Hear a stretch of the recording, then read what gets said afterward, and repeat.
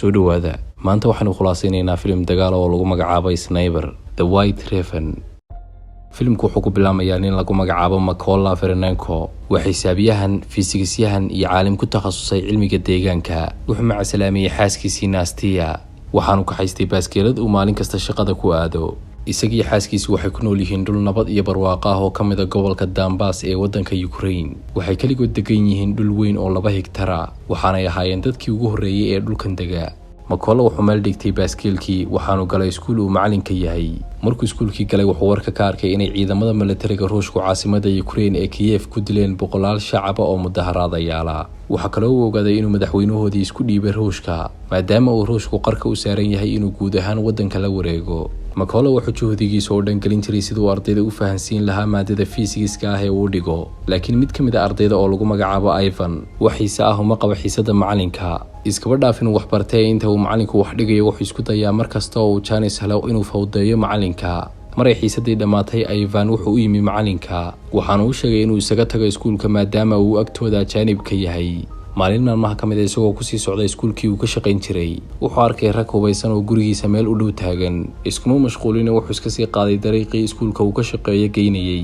sidii caadada ahayd wuxuu baarkin gariyay baaskiiladiisii waxaanu galay iskuulkii. laakiin la yaabkiisa wuxuu arkay iskuulkii oo aanay cidna joogin. wuxuu warka ka arkay inay rabshadii meel kasta oo Ukraine ka mid ah ku faaftay. Ruushkiina uu soo galay dhammaan goobihii u dhawaa. isla markiiba wuxuu qaatay baaskiiladiisii waxaana uu kacay dhanka iyo gurigiisii. waxaanu ka warwarayay inay xaaskiisa dilaan ciidamadii uu sii dhaafay markii hore. wuxuu meel dhar ka soo arkay xaaskiisii oo ay ciidamadii jirdilayaan. wuxuu isidhi badbaadi laakiin mid ka mid ah ciidamadii ayaa xabad ku dhuftay. intaa kadib wuxuu ka codsaday inaanay gabadha waxba yeelin maadaama ay uur leedahay. laakiin dhag umay dhigin waxaanay garaaceen xaaskiisii. intaa kadib mid ka mid ah ciidamadii Ruushka ahaa ayaa gurigiisii galay kadibna dab qabadsiiyay. iyagoo isla ciidamadii Ruushku iska baxa waxa ka daba kacday Nastia waxaanay istiri nimanka dhagax kaga argooso. laakiin waxa ku dhufteen xabad waxaanay dhimatay ninkeedii oo arkaya. intaa kadib waxa goobtii yimi 2 nin oo ka mid ah maleeshiyaadka Ukraine waxaanay Makola ka caawiyeen xabaal uu ku aaso xaaskiisa.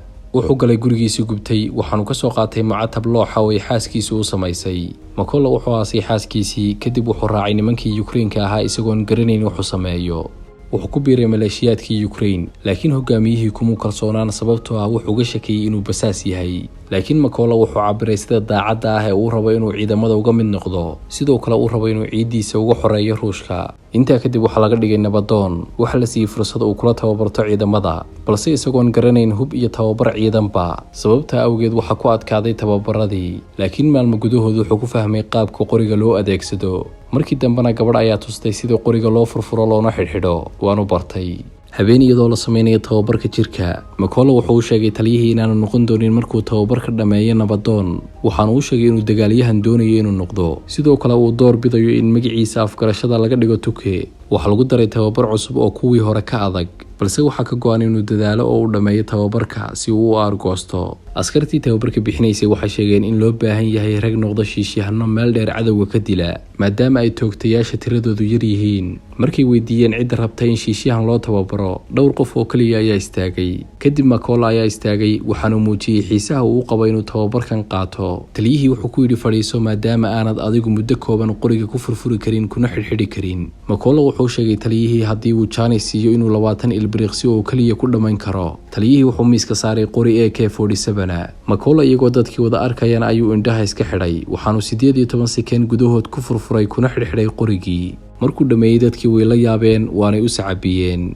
Makola imika waxa si toos ah loogu tababaraa shiishyahan. intii lagu guda jiray tababarka Makola wax la siiyay qori ka duwan qorihii la siiyay tababartayaasha kale. wuxuu diiday inuu qaato maadaama ay cadaalad darro tahay waxaanu dalbaday in la siiyo qoryaha kale la mid ah ama qoriga loo yaqaano SVD-63 waana nooc ka mid ah qoryaha meesha dheer wax ka toogta. si kastaba ha ahaatee mas'uulkii qoryaha qaybinayay wuu diiday. Makola wuxuu qaatay qorigii sababtoo ah muu haysan doorasho aan ka ahayn inuu isticmaalo qoriga la siiyay. tababartayaashii waxa loo sheegay inay adkaysi muujiyaan si kasta tababarku ha u adkaadee. tababarada waxa ka mid ah qayb qofka agtiisa xabad lagu dhufanayo hadduu is dhaqaajiyo wuu fashilmay waana laga reebayaa tababarka. badanka tababartayaashii way ku dhaceen tababarkan laakiin Makola ismuu dhaqaajin mar kaliya inkastoo xabaddu agtiisa ku dhacaysay. waxa laga xidhay indhaha waxaana loo sheegay inuu xabadda ku dhufto goobta loogu talagalay laakiin wuu la waayay. inkastoo uu qori xun haystay haddana Makola tan marmarsi kamuu dhigan ee mar kale ayuu isku dayay waanu la helay. markii la gaadhay tababarka casharada siiba xisaabta makola wuxuu ka yaabsaday gaashaanlihii tababarka bixinayay wuxuu ka jawaabay su'aal walba intaanay saaxiibadiisa kale ka jawaabin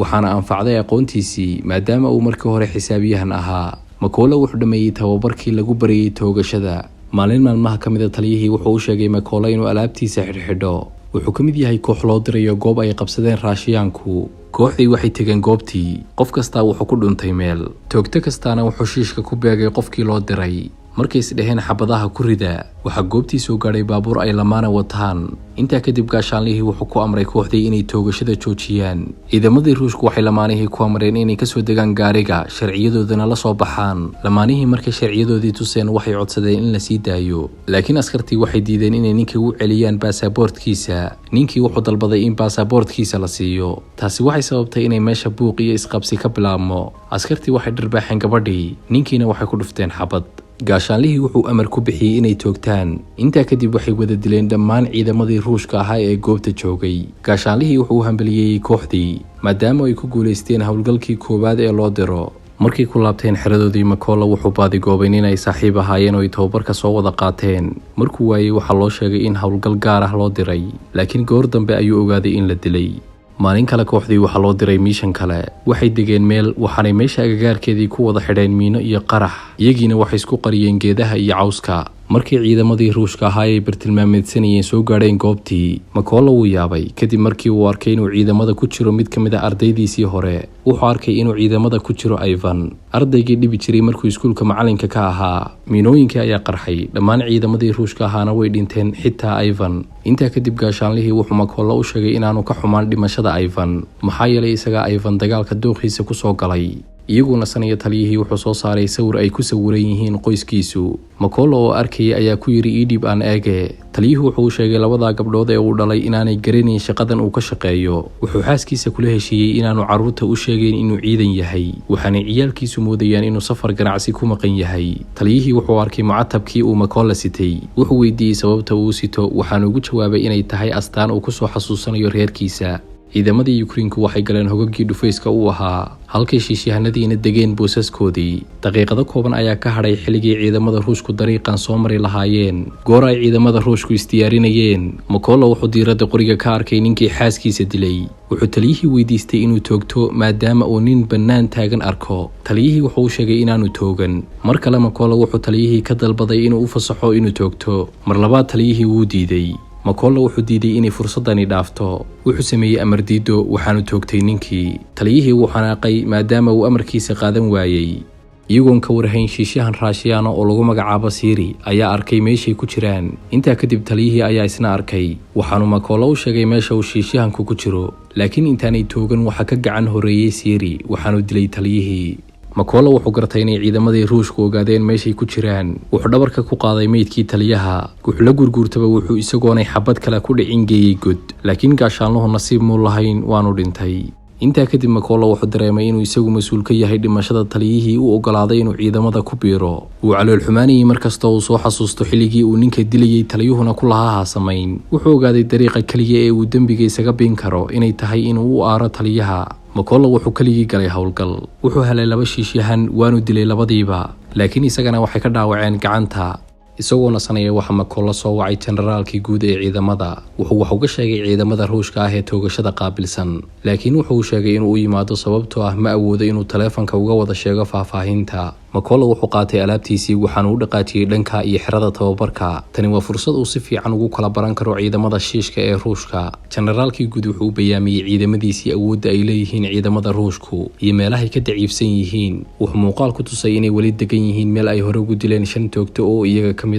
mid kamid ah askartii Ukraine ahaa ayaa soo jeediyay ra'yi ah in meesha ay degan yihiin gabi ahaanba miina lagu xiro laakiin generaalkii uu ka soo horjeestay fikradaas waxaanu Makola ku yiri sharax sababta aan goobtaas miina lagu xiri karayn Makola wuxuu sheegay inay haamashidaalka kiidiya yaalaan meesha ay ciidamadu ku dhuumanayaan haday qarxiyaanna ay sababayso inuu deegaanku xumaado intaa kadib generaalkii wuxuu sheegay intaan laga takhalusin ciidamada inuu marka hore Makola u dhaco dhismaha kadibna dilo shiishahanada xagga hore fadhiya ee waardiyaha ku jira sidaas ay ku baxeen dhammaan shiishahanadii waxay galeen boosaskoodii. Makola wuxuu xaqiijiyay inuu tegay meeshii loo diray. Wuxuu xagga dambe kaga yimi laba waardiye isla markiibana uu dilay labadiiba. Ragga mid ka mid ahina wuxuu ahaa raggii xaaskiisa dilay. Intaa kadib waxaa amar la siiyay ciidamadii Ukraine-ka. Waxay isku mar wada rideen qoryihii waxaanay dileen dhammaan ciidamadii Ruushka ahaa ee dhismaha joogay. Siri wuxuu ogaaday inay ciidamadiisa wax ka sii yihiin kadib markay taleefanka uga jawaabi waayeen. Wuxuu ka soo kacay booskiisii si uu u soo hubiyo waxa banaanka ka jira. Sidoo kale shiishahan Ruushka ayaa isna booskiisii ka soo kacay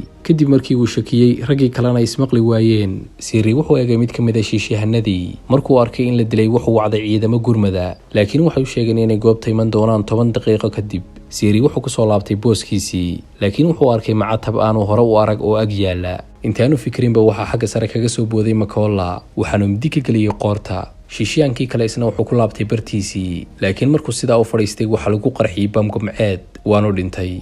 Filimku wuxuu ku dhamaanayaa ciidamadii gurmadka ahaa ee uu Siri dalbaday oo meeshii soo gaaray. Taliyihii Ruushka ahaa ee ciidamada watay wuxuu Siri ka wacay taroonyaha, laakiin waxa la hadlay Makola wuxuuna u sheegay inay meesha la wareegeen. Tanina jawaab u tahay wixii ay ka sameeyeen deegaanka Crimea. Waa deegaan ay qabsadeen Ruushku oo ay xasuuqeen. intaa kadib Makola wuxuu dilay askarigii Ruushka ahaa ee la hadlayay. Ciidamadii Ruushka ee gurmadka ahaa ayaa baabuurtii ka soo baxay, laakiin iyagiina waxa mid u toogtay shiishahanadii Ukraine-ka ahaa oo sidii bartii ugu diyaarsanaa. Markii howlgalkan dhameeyeen Makola wuxuu booqday meeshii uu ku aasay xaaskiisa. inkastoo uu dhameeyay dhowr miishan oo uu xaaskiisa ugu aargudayay, haddana howlgallada u harsan weli fari kama qodna. waad ku mahadsan tahay daawashada muuqaalka. sidaad u heshid aflaanta dambeenu soo dhigno, subscribe taabo nagana caawi inuu kanaalku koro. filimku waxaa la sii daayay 2022. waxaa filimku qoray oo sameeyay filim sameeye Marian Bushan.